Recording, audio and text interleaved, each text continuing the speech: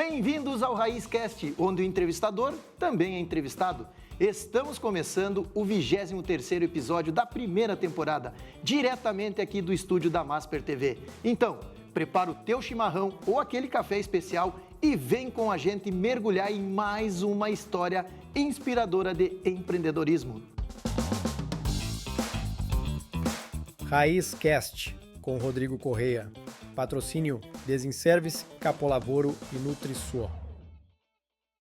Então, como eu sempre falo aqui no programa, não sou eu quem apresenta o entrevistado. Quem se apresenta é o próprio entrevistado. Bom dia, Rodrigo. Me chamo Geiler Putric, conhecido como Geiler Parilheiro, sou de Bento Gonçalves, Rio Grande do Sul. Sou um assador, chefe de cozinha, pitmaster e voltado para ter uma empresa, né? Então, estamos aí hoje. Então, hoje, além do assunto ser empreendedorismo, nós vamos aprender a fazer um churrasco, alguma coisa diferente? Olha, é difícil ensinar um gaúcho a fazer churrasco, mas a gente pode facilitar o caminho, diferenciado, né? Algo que não está no nome raiz, está no nome gourmet, alguma coisa, vai ter que sair hoje no programa. É verdade. Hoje a gente trabalha com um churrasco gourmetizado, né? Como se fala bastante, e a gente levou muito conhecimento, muitas técnicas, então hoje tem essa gama de clientes. Eu há 4 anos vivo somente de churrasco, de eventos, né? Então, graças a Deus, eu consegui seguir esse caminho e estamos aí até hoje, né? Então, prepare-se que agora esse programa vai ter um pouco de culinária aqui. Para quem é gaúcho, aí vamos gourmetizar um pouquinho o churrasco. Vamos lá. Me diz uma coisa.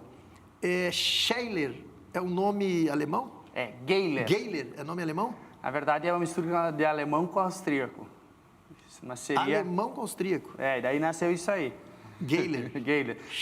Escrito Scheiler, né? Mas é Geiler. Geiler. E a gente fez um estudo de marketing quando eu fui lançar o meu nome, o meu trabalho, enfim, e por não ter esse nome... Diferente, né? Diferente. Foi emblemático, ele acaba marcando. Então, foi optado em Geiler Parilheiro, né?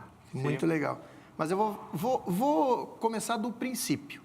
O Geiler na infância, como é que era o Geiler na infância? Bicicleta, jogar taco, né? Não sei se tu lembra, né? Sim. Na minha região chamada taco ball, Isso. Que é aquela latinha para derrubar atrás e o taco na frente para rebater. Esse mesmo. Bicicleta, jogar taco.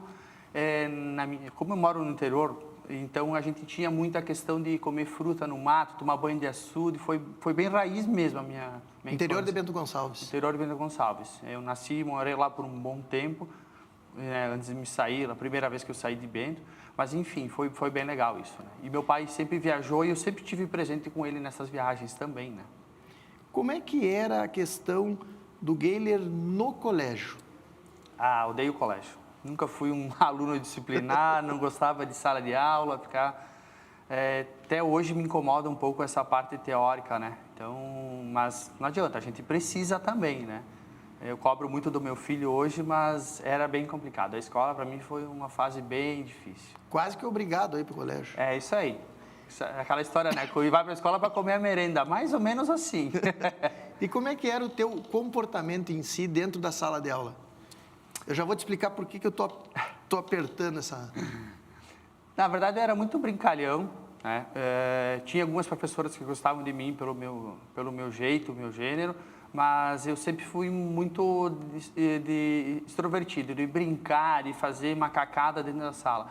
Mas no momento exato eu focava e tal. Precisava estudar, eu estudava. Não digo que eu ia bem, mas também não ia mal, sabe? Mas eu era muito de papear. Então isso me incomodava um pouco os colegas também, né? Me dificultou um pouco, mas foi tudo certo. Que legal. A minha pergunta foi porque eu fico mais ou menos tentando entender o perfil do empreendedor. E nós temos descoberto que aquele cara que era o papirão da escola, que era o CDF, né, que a gente chama, hoje, se ele vai empreender, ele vai para a área da tecnologia. Se o cara era o agitado, é o empreendedor raiz, é o empreendedor que vai montando negócio, que vai criando, vai fazendo. Então, esse é o perfil de colégio que eu fico mais ou menos analisando. E o CDF, aquele que gostava de estudar, ou aquele que não era, esse cara também, né, de conversador, a maioria vai para concurso público. Então, é mais ou menos o perfil do geral do pessoal. Me diz uma coisa, eu vou começar com algumas perguntas aqui para nós se direcionar, mas em algum momento, dependendo da pergunta, eu quero que tu entre e nos dê a dica de algum gourmet, alguma carne diferenciada, que tu faz alguma coisa. Vamos deixar o pessoal na expectativa, está todo mundo esperando. Vamos lá. Geiler, você mencionou que sua paixão pelo assado começou na infância, assando para amigos e familiares. Qual foi o momento que tu percebeu que isso poderia se tornar a tua profissão? Então, em 2020 foi a pandemia, é isso? 19, 20? 2020. 2020, né? Eu tenho um amigo muito próximo, que hoje é padrinho do meu filho, que tem um restaurante. Ele é natural de São Paulo e mora na minha cidade há um tempo. E eu sempre fiz almoços e jantares para eles, né? E sempre nos meus jantares para os meus convidados na minha casa eu trabalho da seguinte forma, como é tipicamente argentino. Um prato de entrada, um principal e uma sobremesa, baseado em fogo. Sempre com o fogo. Isso é uma coisa que eu gosto muito de trazer esse trabalho para os convidados. E um certo dia, esse meu compadre me chamou e pediu assim, eu estou vindo 2 casais de amigos meus passar um final de semana aqui na região. E eu gostaria que tu fizesse um churrasco como você faz na tua casa para mim, só que eles são meus convidados. Tu poderia fazer isso para mim e eu te pago? E daí eu disse assim, fulano, eu não quero teu dinheiro, não. Se tu não me cobrar, tu não vai fazer. Tá. Depois a gente conversa. Esse é o verdadeiro amigo. Até vou te interromper para as pessoas entenderem que o verdadeiro amigo é esse, né? Aquele cara que te incentiva, aquele cara que, na verdade, ele não te pede, né? Ele diz, não, quanto é o valor do teu serviço, do teu negócio, né? Na verdade, eu acho que esse valor não é nem pelo dinheiro, é a questão de incentivo. Exatamente. E foi o que ele fez. Então, eu fui lá, fiz esse jantar e foi... o pessoal ficou louco, né? E daí, na hora de ir embora, ele me deu R$500. Eu não quero. Não, toma esses R$500 para o teu tempo, tal. Tá, eu estava saindo, os 2 casais me chamaram. E vem cá, volta aqui. Aí eu disse, o que houve? Me deram mais R$400. Isso em 2020, né? Aí eu embarquei no meu carro, dali até minha casa dá uns 20 minutos, eu fui para minha casa, eu fui matutando, ganhei R$900, trabalhei umas 4 horas, fiz o que eu gosto, me senti bem. E eu acho que o mais importante para nós nessa área de servir as pessoas é o feedback. É tu ver o sorriso, a pessoa comer assim... qualquer coisa simples tu transforma numa coisa diferente. Diferente. Isso, trazer esse diferencial para as pessoas. Isso aí foi um negócio que me cativou, né? Então, daí para frente, comecei a correr atrás das coisas e estou aí hoje. Deixa eu te perguntar, naquela época tu trabalhava com o quê? Se eu te dizer qual é que é a minha formação por 10 anos, formação não, meu trabalho, eu tenho uma mecânica de carros, tive por 10 anos. Quando tu terminou o colégio ali, Na verdade, eu continuei estudando, comecei a estudar gastronomia e aí no decorrer da situação ali acabei trancando e fui para o outro lado e me envolvi com os carros. Tenho uma paixão por carros, tenho ainda a minha oficina, mas a minha oficina está desativada hoje, é um depósito, né, no meu caso. E comecei com a oficina e foi, era um caminho que eu gostava muito e cresci muito, sabe? Posso dizer que praticamente tudo que eu tenho hoje foi através da oficina, mas só que chegou num ponto que eu vi que tinha essa gama de mercado aberta e era uma coisa que eu gostava muito, eu já tinha muita técnica, então eu foquei nisso aí, né? Tu falou que é, na verdade, uma entrada, o prato e um doce. Isso. Isso é uma questão argentina, tu falou. Isso é... Não digo que seja Argentina, mas na Argentina se serve muito isso. Por questão de cultural, eu estou na terra de vinhos, né? Então, eu gosto muito de vinhos. Eu morei um tempo na Argentina, né? Então, isso me trouxe muito a cultura deles. Eu viajei muito pela Argentina. De 2017 a 2019, eu viajei toda a América Latina praticamente de moto. Para mim fazer uma fusão na minha cabeça, para mim me conhecer um pouco mais. Será que eu vou me encontrar no caminho? Não, eu já estava encontrado, mas eu precisava abrir um pouco mais a minha visão, pensar um pouco mais, conhecer mais. Eu queria conhecer mais as culturas. E nisso me deu esse algo a mais, né? Então, e lá se serve muito isso. A entrada, o principal e os postres, que eles chamam, que é a sobremesa. Então, é uma coisa que eu levo muito a sério, eu gosto muito. Quando é um convidado da minha casa, diferente, quem for, eu acabo servindo isso. Às vezes, tu serve 2 pratos principais, tu aumenta a entradinha, enfim, tu acaba fazendo isso. E isso foi uma coisa que eu fui evoluindo muito com o passar do tempo. E a questão das vinícolas, onde eu trabalho muito hoje, foi onde a gente se conheceu. Na vinícola Cainelli. Então, eu acabo servindo muito harmonizado lá. Então, tem muito essa didática dos pratos, né? Eu nem sei se está na sequência aqui do conteúdo, das perguntas, mas eu vou aproveitar esse momento e até pedir para a produção se eles colocam a imagem nesse momento que tu tem hoje um carrinho muito especial, preparado, né? O que estava na vinícola lá. Isso, quando tu iniciou a fazer, tu já pensava que tu ia para esse lado do carrinho, do padrão que está hoje?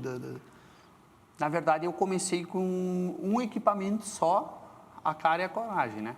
Que acho que é o mais importante. O que é um equipamento só? Uma parrilla móvel. Eu comecei com essa parrilla móvel, algumas facas, alguns aventais, e o nome e o peito para dar o que dá. E começou a crescer. E aí eu tive um bom planejamento, que eu acho que é muito importante para quem começa em qualquer área, né? Não como assador, chefe, qualquer coisa, né? Quando tu voltou de carro, foi aí que tu começou a planejar, foi aí que tu começou a pensar. Na verdade, aquele dia que tu voltou do jantar. Isso, dali em diante eu comecei, só que eu não, como eu digo, eu não me atirei de louco. Eu procurei pessoas certas para colher informações certas e fui fazendo as coisas certas. Eu destinava lá, na época eu ainda tinha minha oficina, eu separava lá, oficina, Geiler Parideiro.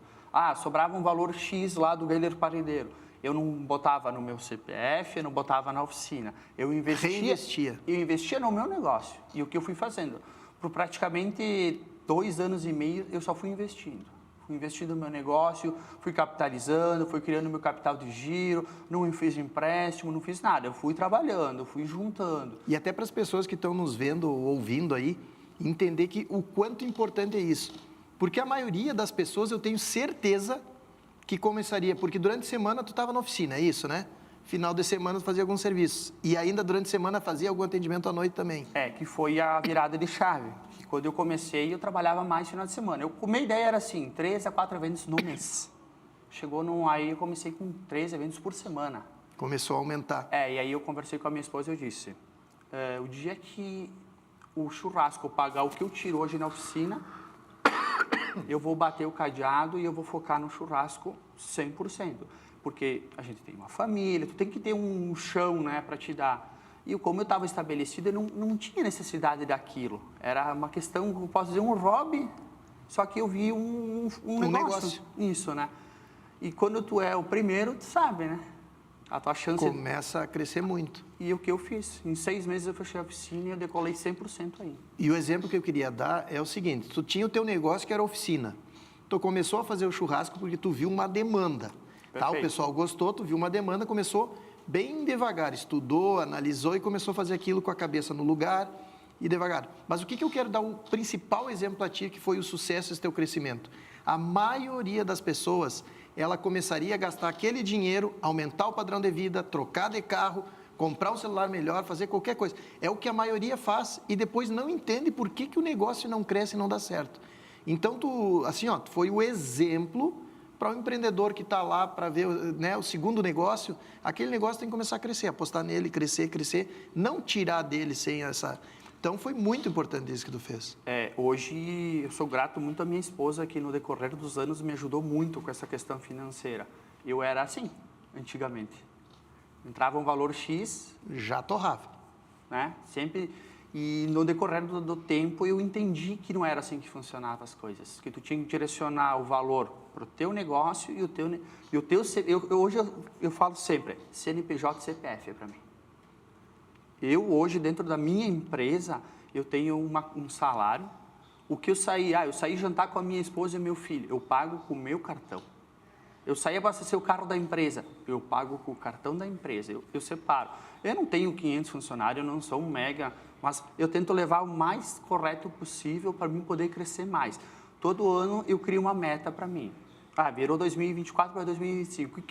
Esse ano, o que eu vou focar? Eu vou fazer isso, fazer aquilo. Eu vou estipular essas metas para mim. Eu não vou deixar de viver nunca. Eu vou aproveitar a minha vida, eu vou fazer minhas coisas. Mas as minhas metas são prioridade para o meu negócio, que é o que tu falou. Eu vejo o pessoal ganha dinheiro, entra dinheiro, só que em vez de investir em capital de giro, aumentar... Que a nossa margem de lucro está onde hoje? Na compra, não é na venda. Na tua matéria-prima. E se tu não tiver isso, tu não consegue. Se tu não tiver dinheiro para comprar bem, tu não consegue vender bem. Como é que tu vai manter o preço? Né? Então, graças a Deus, eu consegui manter isso, sabe? Focar muito nisso. E sempre falava à minha esposa, calma, que daqui a uns anos as coisas vão mudar. E foi indo, foi crescendo. E graças a tudo, estou aqui hoje, consegui prosperar com o meu negócio, tudo certo. Então, indo, né? Cada vez a gente está crescendo mais, né? Sabe que agora tu falando assim, eu fico lembrando do livro. Semana retrasada eu lancei meu livro, semana passada. E o meu livro ele se chama Método Raiz. E é justamente para as pessoas. O que tu tá falando aqui vai dar uns cortes para mim muito bom, porque é o que no livro está ensinando que a maioria das pessoas não faz. O primeiro grande erro do empreendedor é misturar CPF com CNPJ. Cara, esse é o maior erro que a maioria faz. E não entender que tem que ter um fluxo de caixa. Tu não precisa ser uma empresa grande, como tu está falando, não tem 500 funcionários. Muitas empresas grandes não conseguem faturar o que um pequeno empresário fatura, a lucratividade. Não faturar, desculpa, a lucratividade, entendeu? Tem empresários, e eu estava, por uma análise hoje, de dar muita consultoria para empresários, sabia que a média, e as pessoas hoje não entendem isso, a média do empresário, da lucratividade da empresa, está em torno de 5 a 8 mil reais? Essa é a média de lucratividade dos pequenos e médios empresários.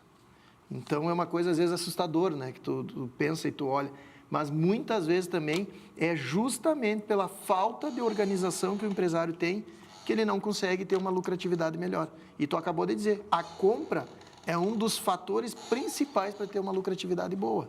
E a precificação, as pessoas nem precificar sabem o seu produto. Não. Então, é um grande problema esse aí.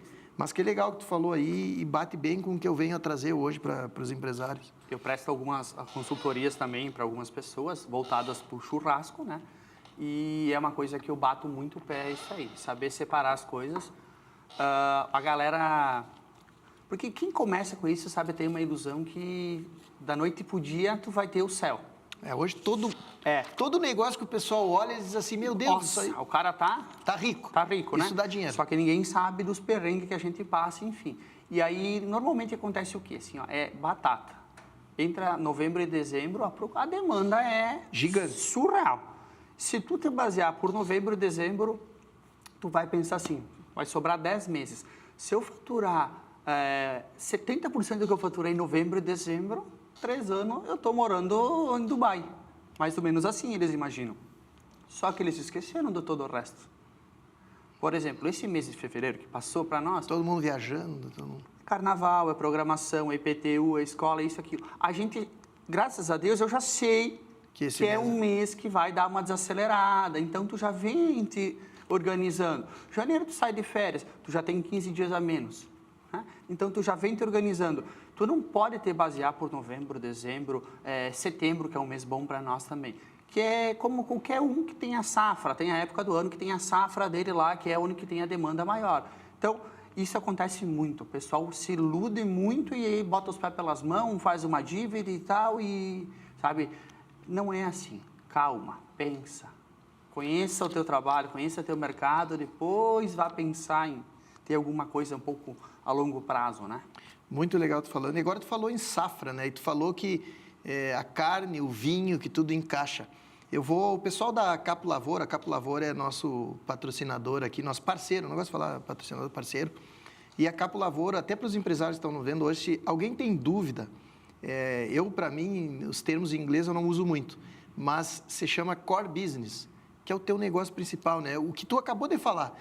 É a tua paixão, teu negócio, é o que tu dedicou. Bom, vou fechar a oficina e vou focar na questão do churrasco. É o teu core business. Tu descobriu e tu foi embora e foi isso que te fez crescer. E a Capo Lavoura é um treinamento do professor Wesley muito top sobre isso.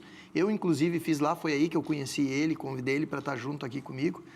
E foi onde me identifiquei, que tu me perguntou aí, tu falou, tu só faz isso da questão da internet? Não, ele se transformou, meu core business hoje, a internet, claro, a gente tem 5, 6 empresas hoje, mas o meu foco está ali. A minha esposa, quem assumiu a parte hoje executiva das empresas, claro que eu estou ali junto, mas o meu foco, core business, está direcionado a isso. E eles são, o professor Wesley, ele tem uma vinícola que sai da região de Bento e é em Santa Maria, lá na região de Santa Maria, né? Que é a Domus Meia. E aí, isso aqui é um presente que a gente traz para todos os nossos convidados. Muito obrigado. Então, está aqui o presente da vinícola deles. É uma natura, que eu gosto ainda. E depois eu quero que tu... E tá com a nova... Tá muito boa. Obrigado. Muito boa mesmo. Então, um presente da Domus Meia, né? A vinícola, que sai do eixo que a gente imagina, Bento Gonçalves, e vai para a região central do estado. Sabe que eu tenho vários parceiros, questão de vinícola. Como tu falou, não são patrocinadores, parceiros de vinícolas e tal. E o centro do estado está muito focado com a uva agora, né? Dom Pedrito ali, essa região está bem legal, a produtividade de uva, né? Até tive uma viagem para lá. Até na minha cidade natural de Quaraí agora tem vinho Quaraí tem produzindo uva, vinho. isso aí. E eu tenho um amigo meu lá em Dom Pedrito, que é um professor lá de enologia, e eu fui fazer uma visita lá para ele, e foi bem legal, sabe? A cultura lá está crescendo muito da uva. Então, não é só a Serra que produz. Se a gente pensar, a Bahia produz uva também, né? A Chapada Diamantina produz vinho. Então, não adianta, são aspectos diferentes, né? Quem conhece vinho e começa a tomar vinho é que nem carne. Cada região vai ter o melhor, o pior. Seu corte, seu tipo. É isso, vai ter o que vai ter um diferencial, né? Só que tem gosto para tudo, né? A gente tem que aprender uma coisa, eu aprendi muito dentro do churrasco a respeitar a opinião dos outros, né? Que é a questão de ponto.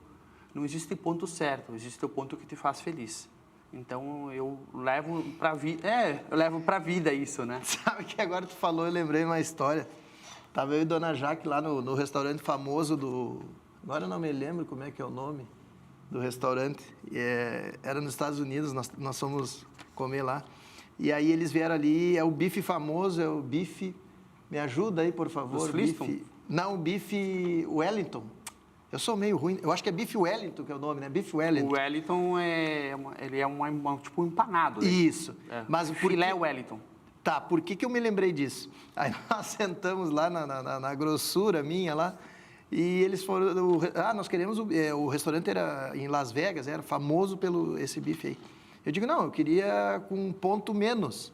Aí é ponto menos, é verdade. não, aí o cara me olhou, não, aqui tu não escolhe o ponto é do chefe. Eu digo, tá, muito obrigado. Por isso que eu lembrei agora quando tu falou, eles não deram a opção de escolha, eles disseram assim, não, o ponto é do chefe e acabou, não tem conversa.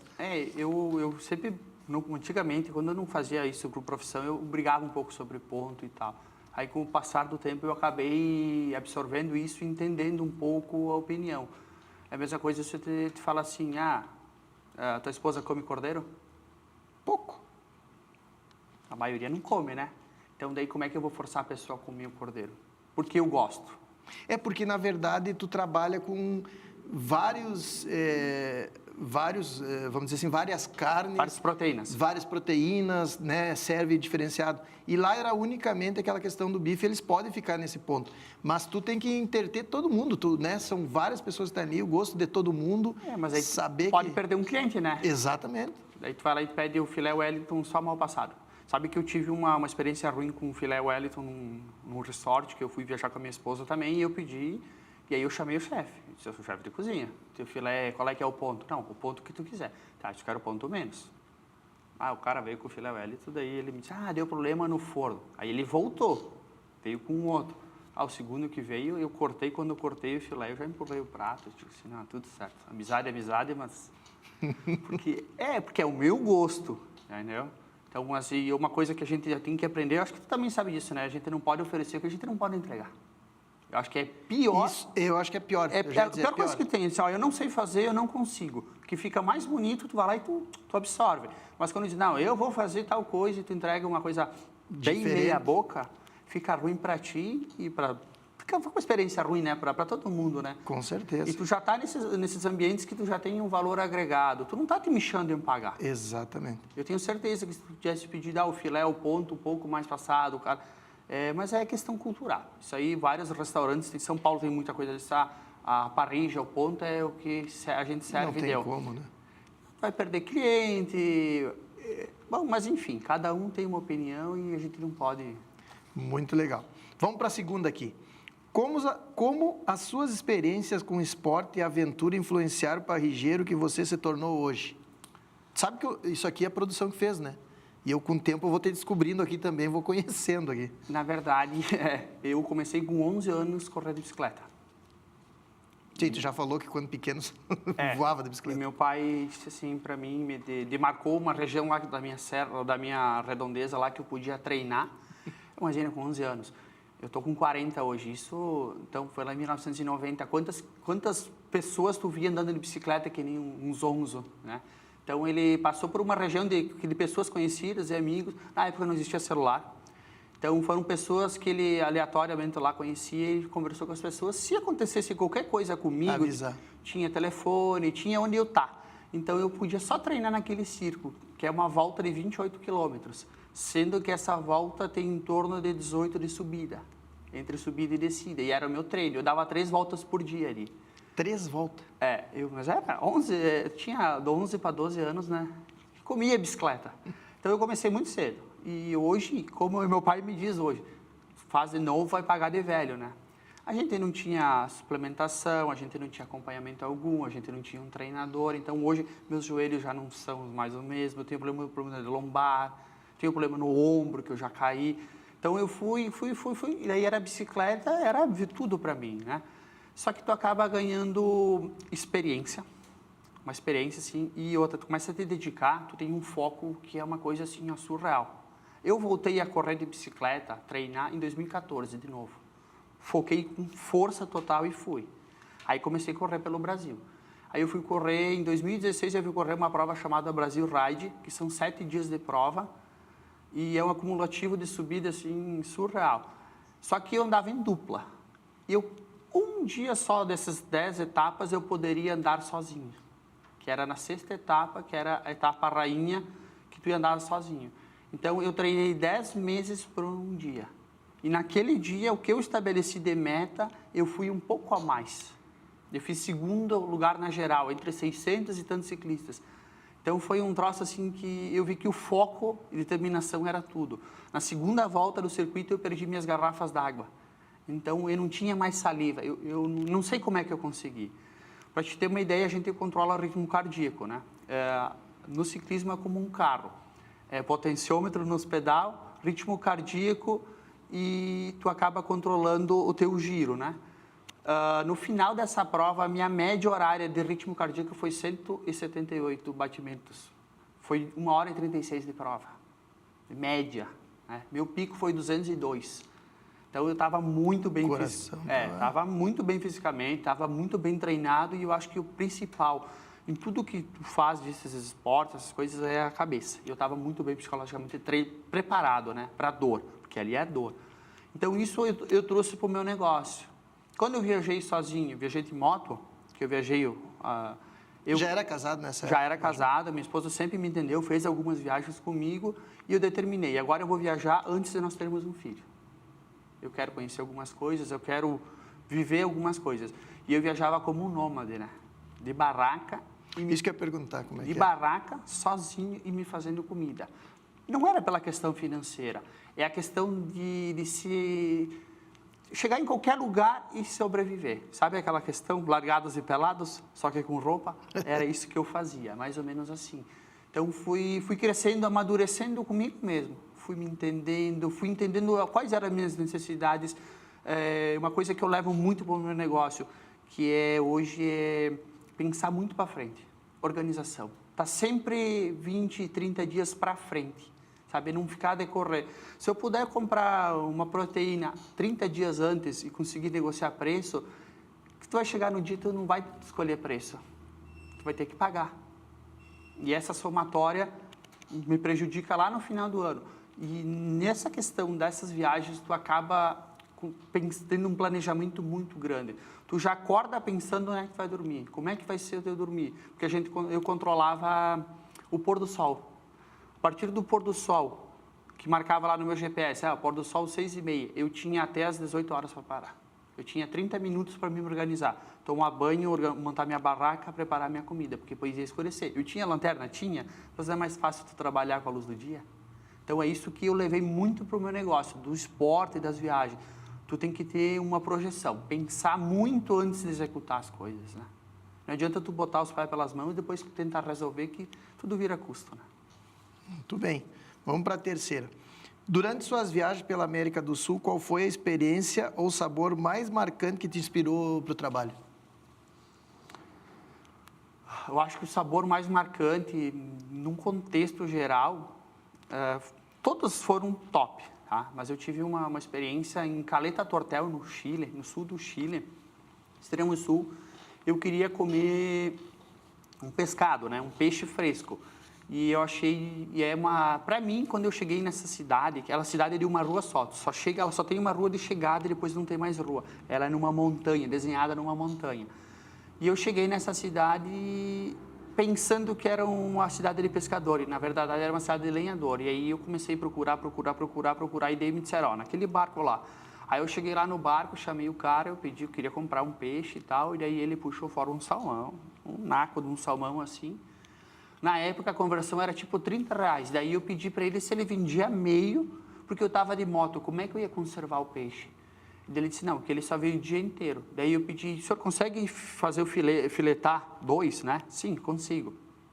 Ele abriu para mim, aí eu peguei o filé, paguei ele, disse, o resto o senhor fica para o senhor, come. Ele pegou o peixe e jogou dentro do lago. Aí foi uma coisa que me chamou um pouco a atenção. Aí eu saí daí e fiquei matutando assim, cara, por que aquele senhor jogou fora o peixe e não deu para ninguém? Por se tratar de uma região, é muito difícil chegar lá, é coisa assim que não tem, a natureza é gigante lá. Eles não valorizam. Nós aqui, para te comer um salmão hoje, quanto custa? Qual é a dificuldade de chegar o salmão no teu prato? E isso é uma coisa que eu fiquei um pouco triste, porque tanta gente passando necessidade, dificuldade, e as pessoas que têm essa abundância acabam desperdiçando, né? Mas, enfim, acabei comendo 2 dias. Um dia eu fiz sashimi, no segundo dia peguei a neve e consegui conservar o salmão. Um dia eu fiz sashimi, no segundo dia eu fiz as postas e fritei, né? Foi bem legal, da questão de sabores. E tive umas experiências assim de viagem, de comida ruim, boa, mas a que mais me lembra é esse salmão, realmente. Como é que era com... Mas antes de eu entrar no frio, nós falamos de sabores, né? Nós temos o nosso outro parceiro, que é a NutriSul. E aí, falando diretamente aos empresários hoje, quem tem as empresas com mais de 100 funcionários, que fornecem hoje alimentação, né? A NutriSul, ela se tornou especialista em fornecimento de alimentação. Sabe qual é o grande desafio que eu sempre falo? Agora tu falou em qualidade de comida. A NutriSul, ela tem um desafio de fazer uma comida caseira para ser entregue para os funcionários no local. Então, o desafio deles é isso. Eles estão com mais de, se eu não me engano, mais de 120 empresas hoje que eles atendem. Então, tu imagina, são 120 cozinhas atendendo e tendo que manter uma qualidade quase que caseira, porque o cara passa o dia inteiro, vai para a empresa de manhã, passa o dia inteiro dentro da empresa, então uma comida, a hora do descanso, o sabor que nem tu está falando, é diferenciado, né? Então a NutriSul hoje, eu digo assim, ela é especialista em fazer uma cozinha industrial caseira, hoje que eles fazem. E o que está aqui hoje, que nós temos ali, é fornecido pela NutriSul, e aí o parceiro da NutriSul que faz o fornecimento é o Panifício Malé, é uma fábrica, o Malé, que tem inclusive pães congelados. Esses salgadinhos são salgadinhos que já vem pronto, é só pré-aquecido, sabe? Às vezes eu digo para as pessoas para fazerem quem tem uma ideia de negócio, uma pessoa hoje que está lá, que precisa de uma ideia de ganhar um extra, eu sempre dou a dica, eu digo, esses salgadinhos hoje tu pode fornecer salgadinho para festa apenas com forno. Tu pegar da indústria direto do Malé, tu faz salgadinho, faz um extra, né, para entregar para as pessoas, que é o que a NutriSul faz. Ela tem fornecimento do Malé. Aí eu disse para eles, não, eu estou sempre falando de vocês, alguma coisa vocês têm que mandar para nós lá, né? Porque quando eu falo NutriSul, automaticamente que eu falo de vocês, aí eles mandaram um presente. Eu disse, não, nós vamos mandar um presente. Aí eu disse, então manda para o meu convidado, fica aqui, depois tu presente para ti aí. Depois eu vou olhar com calma. Veio os presentinhos, eu digo, não, vocês vão ter que mandar um presente pro pessoal lá. Então, tá o presente para ti aí. Hoje eles estão ricos, então, né?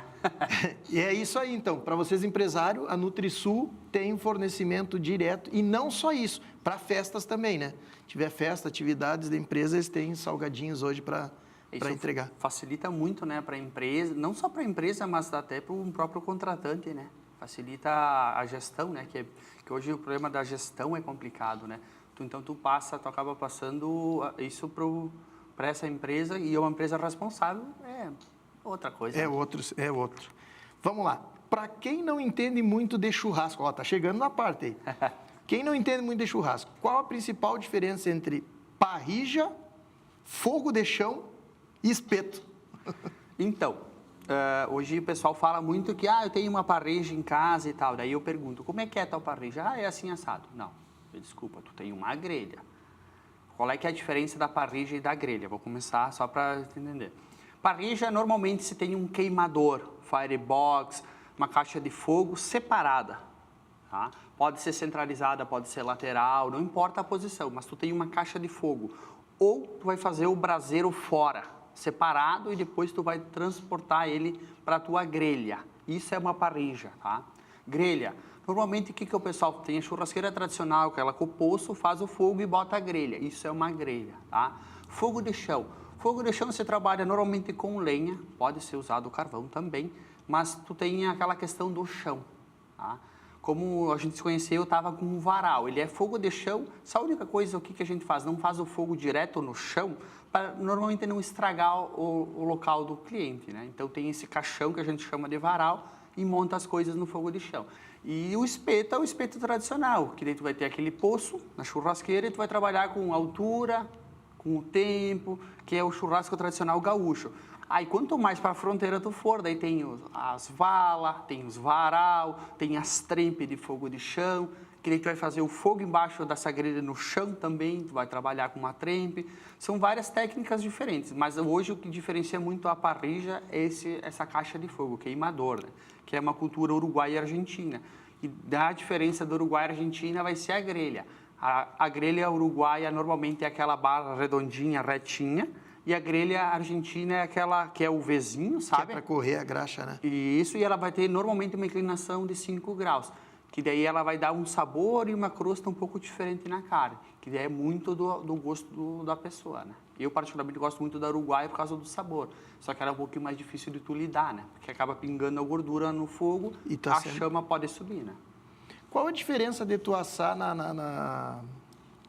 no carvão para lenha?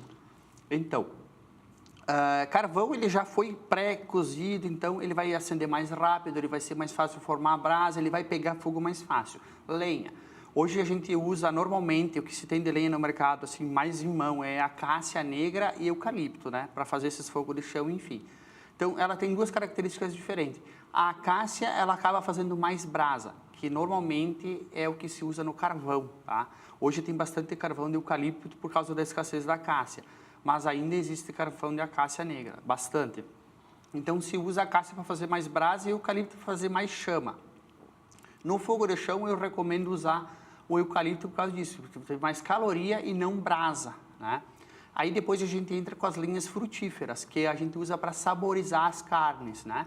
Então, daí, tudo que for da linha frutífera acaba trazendo sabor. Macieira, nogueira, laranjeira, pessegueiro, goiabeira, isso traz sabor. O que eu não recomendo e o que eu não gosto é fazer 100% o churrasco com uma linha frutífera, porque tu vai alterar muito sabor. Muito sabor é a característica da carne. Por exemplo, o espinilho, ele é bom para brasa, né? Oi? O espinilho. Sim. Bom de brasa. Só que é mais difícil de conseguir também, né? Depende da região, é difícil, né? Tu sabe que na região da campanha eu fico indignado com isso. Não deixo cortar espinilho. Não pode cortar espinilho. Cara, espinilho vira que nem uma praga. É uma praga. É uma praga. Aí não pode cortar espinilho. É umas coisas que não dá para entender. Tem coisas que... Só que para nós aqui... É difícil para cá. Metropolitana e serra é bem difícil conseguir, né? Então, são essas as mais comuns. Então, e as frutíferas são para saborizar normalmente. Hoje existem chips, né? Que são lascas que tu compra os pacotes, que funciona direitinho também. E depois tem a lenha de toco, né? Que tu usa para saborizar. Mas eu recomendo, quando eu ajudo ou ensino as pessoas, a não fazer totalmente, né? Para não tirar a característica da carne. Tanto que se tu for numa festa, aquelas de interior, de antigamente, a carne tinha uma cor e um gosto diferente. Porque o pessoal usava muito lenha, 100% lenha. E assim, lenha frutífera, né? Sim. Então isso acaba alterando um pouco o sabor da carne. Qual a diferença de assar na brasa e assar direto ao fogo? Por exemplo, eu faço muito fogo de eucalipto, a gente tem bastante eucalipto. E eu gosto de fazer direto no fogo. Que diferença dá brasa e fogo? A brasa tu vai assar, e assar por demais, né? E a chama, enfim, ela vai acabar sapecando e tu não vai conseguir dar muito ponto na carne. Então, tu vai dar aquela sapecada na carne e tu vai ter que erguer ela lá em cima e manter muito mais tempo. A brasa, tu vai largar lá, se tu quiser dar aquela cor na carne e jogar lá em cima, tu vai ter uma consistência melhor. O que vai acontecer? Tu vai acabar tendo uma crosta mais regular com a brasa do que com a labareda, né? Principalmente o eucalipto, ele ergue muito a labareda, né? E depois ele não mantém brasa, né? Isso. Esse é a grande dificuldade para assar, que eu tenho que estar virando, cuidando. Porque tu tem Ele é um assado labareda. mais rápido, mas ao mesmo tempo tem que ter muito cuidado. Deu uma bobeira, Isso é muito cultural também, né? Nós gaúchos... é a trempe que tu fala, né? Eu sou acostumado lá na questão da trempe e mete ele a... Isso aí. Na campanha e no norte do estado uso muito a trempe, né? Já a região central não é tanto a questão da trempe e tal, é mais espeto. E parrija, eu acho que faz uns 2, 3 anos que Começou a virar um pouco de moda agora, né? virou mais moda do que... Que o cara sabe fazer. É verdade, isso é bem... ó. E veio muito a questão da grelha, que veio de São Paulo, Rio, né? Por ser um churrasco mais rápido, entre aspas. Só que isso é uma coisa que também me incomoda um pouco. Não existe que a grelha é mais rápida, existe o corte que é mais rápido. A forma que tu executa ele é mais rápido. Mas já aconteceu várias vezes as pessoas quebrar a cara, né? Tu já fez um prime rib, algum tomahawk, alguma coisa assim? Já, inclusive, essa semana, domingo agora, eu carneio lá em Quaraí, carneio consumo próprio, né? Até eu fiz o vídeo. E até foi o cara que é de Quaraí, mas ele está aqui em Porto Alegre, está numa grande rede, ele é chefe dos açougues. E ele foi a Quaraí, eu marquei com ele, ele foi lá, ele fez os cortes para mim. E aí ele tirou uns prime com um osso mais encurtado, assim, também. Prime rib. Prime rib com mais encurtado. E foi o que eu fiz esse final de semana, até cortei e fiz os E prime. que espessura era esse prime rib? Eu fiz mais ou menos assim. Mais grossinho? É. E aí, como é que ficou o ponto? Cara, como é que ficou o ponto, dona Jaque? Eu faço menos passado e mais passado. E eu fiz ainda eu fiz lá para lá de fora, era para fazer uma parrilla, porque eu gosto muito de parrilla. Só que a empresa até agora não me entregou. E aí eu tenho a minha trempe, que eu deixo a minha trempe ali e faço no fogo. Isso, em cima da armação da parrilla está pronta, de cimento lá, né? E aí eu boto na trempe, botei ali e fui cortando picadinho. Até falei para dona Jaque, não, hoje não inventa nada, é só vou preparando e vamos picando. Estamos na volta da piscina, 45 graus, um calorão desgraçado. Eu fazia um pouquinho de churrasco, água, fazia um pouquinho de churrasco, água. Então, e aí ia cortando os pedacinhos. Esse que é o grande diferencial, que o pessoal não entendeu. Que quando tem uma carne alta, tu sela ela, tu dá descanso para acertar o ponto dela, né? Que daí tu tem que diminuir o fogo. Como é que tu vai diminuir o fogo? Subindo a carne ou afastando. Afastando, que é para dar o ponto exato. Então, às vezes, a pessoa faz uma carne e quebra a cara, ou faz um entrecô, um steak de entrecô muito alto, fica por fora, tá lindo. Quando cortou, vai estar cru, vai estar abaixo de 50 graus.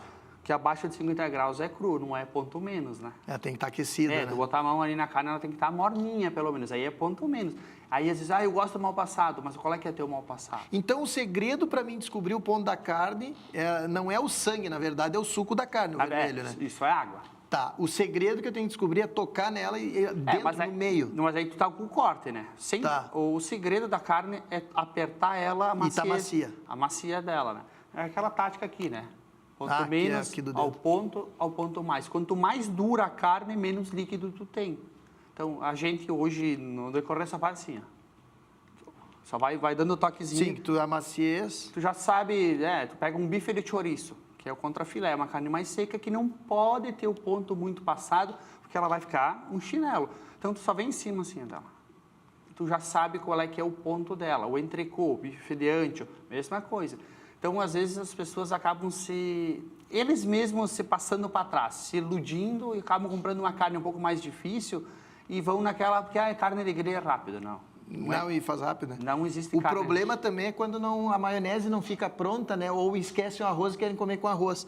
Daí o que acontece? A carne tá lá, daí eu afasto e aí tu toca nela, tá aquela maciez, né? Que tá aquele ponto que para mim é perfeito. Aí tu fica esperando o arroz estar pronto, o arroz, e tu não pode discutir, senão tu apanha, né? Daí o arroz. Sabe como é que aí tu toca, daqui a pouco ela tá um pouquinho mais dura, aí diz, passou a minha carne. Sabe como é que tu vai resolver? Vamos lá. Faz o arroz tu. É verdade. Verdade, acho que... Minha esposa é nutricionista, eu acho que ela cozinhou na minha vida 2 ou 3 vezes para mim. Então, a gente já... Eu quando tu me convida para fazer... Se eu falar isso, a minha filha mais velha vai me condenar. Mas tem ela e mais as 3 minhas filhas. E o arroz elas conseguem atrasar. Daí a minha filha diz, isso não é só serviço para mulher. Não começa a falar. Eu digo, é isso aí. Não tem eu tenho que cozinhar. Quando vai fazer o almoço e jantar, tem que fazer tudo. Não é só a carne, né? Tem que fazer os acompanhamentos, as guarnições, sobremesa, tem que fazer tudo. Né? É complicado. Não, mas então, pessoal, primeiro ao ponto menos, ao ponto... E ao ponto mais. E ao ponto Quanto mais duro vai ficando a palma da mão, mais significa seca ela o ponto da carne, né? Que tu acabou tirando o líquido. Carne não tem sangue, mas é o líquido, né? Então, tu vai tirando o líquido da carne, ela acaba ficando dura. Se tu pensar, tem alguns cortes que aceitam um ponto, tem alguns cortes que não aceitam um ponto. Como eu falei, o bife de chouriço é uma carne que não tem marmoreio entremeado, tanto marmoreio entremeado como alguns outros. Marmoreio é gordura. Tu acaba tirando o líquido, ela vai ficando um pouquinho mais enxuta, mais dura. Só que é aquela questão, quem gosta bem passado, está acostumado a comer a carne mais seca, mais dura. Então, para ele está normal. Se tu entregar uma carne muito macia, ele vai comer de dente alto. Então, isso é questão de gosto, né? O tomahawk, para quem está ouvindo ali, é a costela com a parte que tira com contra filé ali, o filé, né? Aí, Será que é a minha carne preferida? Ah, olha aí. Sabe que nós comemos a primeira vez, foi lá foi no navio, no cruzeiro, né? Que foi a primeira vez. Nos Estados Unidos eu já tinha visto e a gente não tinha pego. Aí nós fizemos um cruzeiro lá nos Estados Unidos. E aí nós pedimos, entramos lá, tava um brasileiro, até falou para ele, vamos comer o tomahawk, que é a carne preferida do americano, não sei o quê. Isso aí, é o corte mais emblemático dos Estados Unidos. Isso. Nos Estados Unidos, Aí né? eu digo, tá, então vamos comer esse tal do tomahawk, mas era caro aquela coisa, eu digo, tá, vamos comer isso aí. Na verdade, o tomahawk é um entrecô com osso, que é a mesma coisa que o prime rib. É um entrecô com osso, só que em posição diferente do lombo do boi. Costela na saída, né? Isso, só que o prime rib, já disse, prime rib, né? Então ele é mais para frente da costela do boi, que é onde tem o melhor bife de ancho, o melhor entrecô. Então quanto mais para trás, vai ficando um pouco, vai perdendo um pouco a qualidade. Então o tomahawk é um pouco para trás, porque ele aumenta o osso, isso, aumenta o osso e ele tem um pouco mais de gordura, né? E a cerneja, que é aquela sobrancelha que nem tem no entrecô, ela é um pouquinho menor do que do prime rib, que o prime rib é mais suculento. Que é a parte mais macia, né? Isso, Mais gostosa. é o filezinho que ali. É a parte de cima, assim. Isso, é chamado cerneja, que é a sobrancelha do entrecô. Que daí, então, no tomahawk já começa a aparecer a capa do filé. Já fica um pouquinho mais dura. Mais durinha, isso aí, que é a traseira do boi. Que a costela do boi é dianteira e traseira, são divididas em 13 ossos. Que bom. Eu até algumas perguntas, mas eu estou aproveitando que eu tenho certeza que está todo mundo, né? Porque esse conteúdo... Está até a pessoa da volta aqui, todo mundo assistindo. Chegou um quaraense agora lá também, a próxima entrevista, ele já está de olho na cara. Já está com fogo aceso. Já está com fogo aceso lá. Outra coisa, tem um corte também que ele fez para mim, que é de costela, e aí ele me explicou que a costela na frente ela é mais macia. Nos Estados Unidos, eles não separam, eles fazem o corte direto. No Brasil, eles separam, e aí chama costela minga, alguma coisa assim, não é? Na verdade, o único país do mundo que separa a costela... É o Brasil, né? É o Brasil. O animal tem 13 ossos, na grande parte, né? Então, da primeira até a quinta é considerado costela da dianteira. Da quinta até a 13ª é traseira. Quanto mais pro quarto do boi, menos qualidade de costela tu tem. Que daí tu vai pra minga, a minga desossada e tal. Que daí ela tem... Sabe a bisteca, a chuleta? Não tem um nervinho amarelo lá? Sim. Aquilo é a traseira do boi, entendeu? É o tendão dele ali, da parte do quarto dele. Então, isso aí, quanto mais para trás, mais dura, mais gordura. Só que o sabor é melhor, que é a costela de ripa de espeto que a gente faz. Se tu pegar uma costela de ripa, aquela mais na traseira, tu fizer ela na trempe ou na grelha... Fininha, tipo aí. Ela vai ficar assim, ela vai entortar, vai parecer um chinelo e vai ficar um pouco dura. Mas saborosa. O sabor é incrível. É a que tu gosta, então, é a costela minga, então. A parte É a traseira. Que o pessoal tira, que fica... Isso, normalmente o osso é um pouco mais largo, ela tem mais gordura, a capa do filé dela é um pouquinho mais alta, então essa é a traseira. E a dianteira ela é mais magrinha, mais baixinha. O assado de tira é da dianteira. Ah, o assado de tira vem da dianteira. Quando tu vai olhar no pacote tem lá, assado de tira é de dianteira, assado de tira é de traseira. É da traseira do boi, da costela mais larga e da costela mais... Então, o assado de tira é mais gostoso da traseira. De sabor é da traseira, de mas qualidade, de maciez, aspecto dianteira. é dianteira. Show. O assado de tira uruguai é da dianteira. A Argentina também. Show. Sabe que ele fez um corte também, ele tirou a costela inteira e aí ele desalinhou, cortou na metade da costela para trás e trouxe a carne para frente. E aí ficou tipo um cone, assim, de pé. Que corte é esse aí? É algum nome ou é alguma... Na costela? É. Eu achei tão diferente. Vou fazer 2 diferentes pra ti. Eu acho que é pra maneira de assar a costela, então. Pode ser, porque o miolo, entre um osso e outro da costela, tem a bananinha, né? Sim. Não, mas ele tinha tirado a bananinha, se eu não me engano. Mas eu sei que eu achei muito engraçado. Ele pegou a costela inteira aqui, ele cortou até o meio dela e aí, tipo, puxou ela toda para ficar... Ele tirou o osso dela ou ele só virou Não, ao ele deixou o contrário? osso para cima, só limpou o osso da metade de cima. E trouxe- virou o contrário, tipo uma capa. Isso aí. Na verdade é um tomahawk com capa. Porque daí ele pegou a capa do filé que é ao redor e cobriu. E assou tudo junto. Tá.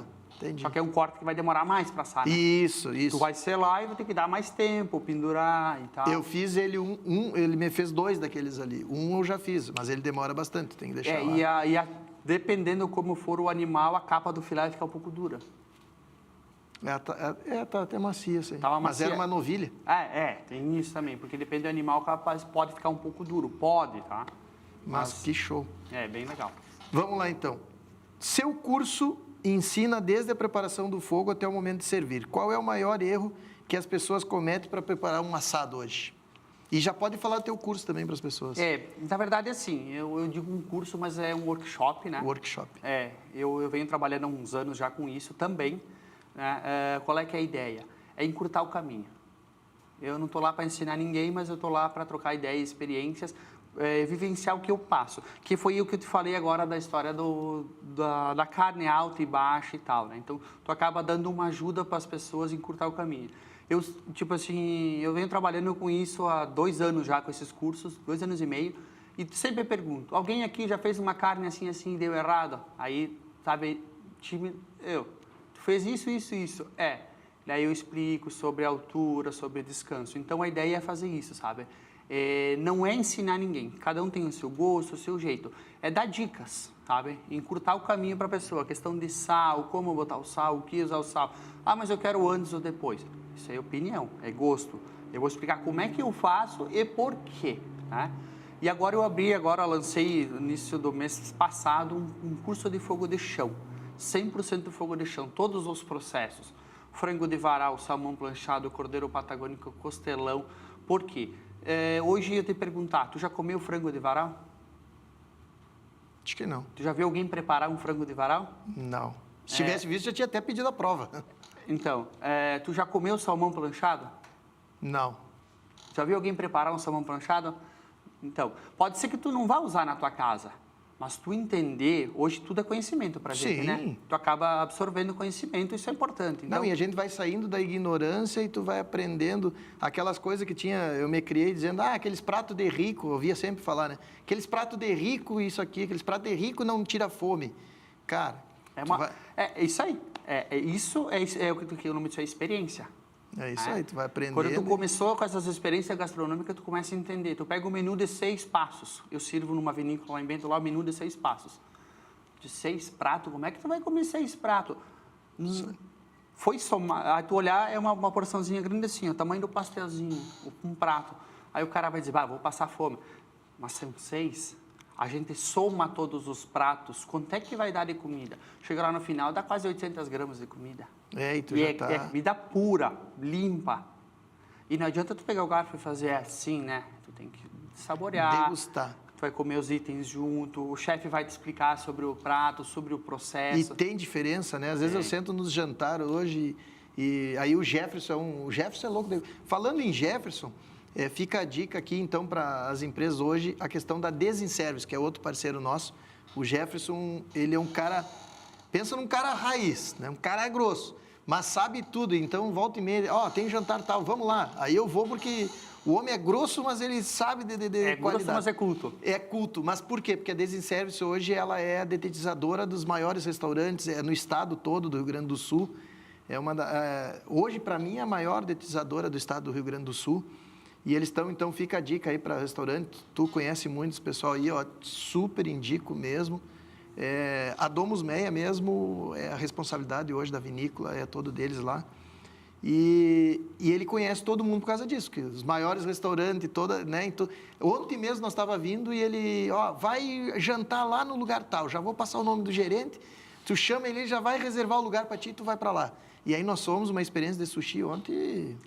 Fenomenal. Aqui em Canoas, daí. São experiências, né? São experiências diferentes. E quando tu começa a investir nessas experiências, a tua cabeça aumenta, o teu conhecimento aumenta, tu começa a olhar as coisas com outros olhos, né? Tu não vai mais só te preocupar com a comida, tu vai te preocupar com o ambiente, com o atendimento, a carta de vinho, a carta de chopp, enfim, a música, o que tem. E hoje, quando tu sai de casa, tu quer isso. Tu não quer ser algo a mais, né? Então... É experiência, né? Como diria meu professor lá atrás falava, né? Desculpa a palavra, mas comida para fazer merda, comida para satisfazer, né? Então, são coisas que, com o decorrer do tempo, com a evolução, com os cabelos brancos que a gente Ou sem cabelo. Ou sem cabelo, a gente vai adquirindo, né? Então, hoje, quando tu procura alguma coisa, tu não quer só comida, tu quer experiências, tu quer conhecer, tu não vai te importar em pagar. Quanto custar? Tenho certeza. Como tu estava no navio lá, tu quis provar o Tomahawk. É uma experiência, eu quero essa experiência. É isso aí. Muito legal. Mas fala o teu... Eu já fiquei... Até nós vamos ter que ver alguma coisa, vou ter que ir nesse curso, nesse workshop aí, vamos ter que ver um... Eu acho que nesse evento de Bento que nós vamos fazer de empreendedorismo, eu acho que vai ter que finalizar com um workshop de... Esse é um curso realmente. Esse eu vou ensinar todas as táticas, dicas, que eu fui, no decorrer dos anos, eu fui recolhendo. Tu vai montar esse curso sobre toda essa... É, isso aí. E eu participei de alguns outros cursos e o que eu fiz? E quem quer hoje participar, por exemplo, do workshop, antes do curso, ou ir no workshop? Como é que faz? Tem que entrar na minha página no @GuilherParileiro, vai ter lá o link, é só acessar pela Simpla, fazer o pagamento, a compra, como não quiser, vai dar para parcelar, é bem tranquilo, tem um monte de brinde, tem um monte de coisa, e uma coisa que eu prezei muito nesse curso. Existem datas? É 12 de abril, se eu não me engano, tá? Só para não ter certeza, mas acho que é 12 de abril, sim, um sábado. Por ser um curso que ele é muito custoso pela logística, então a gente começou com uma data, já pensando numa próxima data e por causa de clima, por ser ao externo, né? Vai ser em Farroupilha, bem pertinho de Bento. O que eu percebi? Eu fui em alguns outros cursos e o pessoal acabava fazendo as coisas assim, meio jogado, e colocava lá, explicava, era legal a explicação, mas faltava aquela didática, mostrar, ensinar com as coisas. O que eu fiz? Então, eu pensei em duplicar, todos os cortes que eu vou fazer vai ser duplicado. Então, vai ter um cordeiro patagônico laçando, vai ter um cordeiro inteiro, nós vamos fazer todo a desossa, o que precisa fazer, a amarração na cruz para botar ele no fogo. Como é que tu faz a salmão? Eu vou explicar desde o zero, então vai ser tudo duplicado. A ideia lá é tu participar, aprender e comer, né? Que é o importante também, e tomar um chopinho. Eu vou procurar aqui das últimas, que nós estamos já nos minutos finais e eu tenho o último minuto para te fazer a tua fala, aquela que nós vamos fazer o corte para colocar na mídia e passar. Eu acho que é essa pergunta aqui. Para quem quer começar a se aventurar no mundo do churrasco, qual a primeira coisa que tu recomenda, assim? Cara que quer... A verdade? A verdade.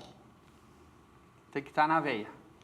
Porque todo mundo acha que é só alegria, todo mundo fala assim, tu só faz churrasco, é tranquilo. Eu queria ter tua profissão, só faço churrasco.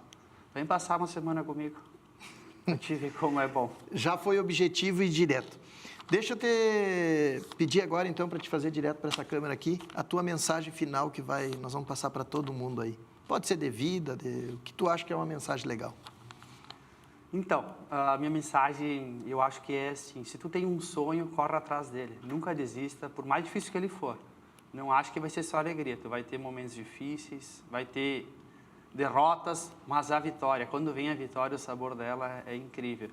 E olha para trás, em vez de reclamar de qualquer coisa, sempre pensa, tem alguém que está sempre pior que tu. Então, agradeça tudo que tu tem hoje. Que o que tu tem hoje pode ter sido o teu sonho atrás, né? E tu não reconhece isso. Sempre tem alguém que está espelhando em ti. Tenho certeza que tu vai ter uma trajetória boa. Te agradeço, muito obrigado. Foi uma aula que teve aqui para nós. Eu acho que todo mundo gostou dessa questão, abriu muito sobre o churrasco. Agradeço a todos que estiveram ouvindo, assistindo e encerro o programa com uma velha frase. Fiquem com Deus.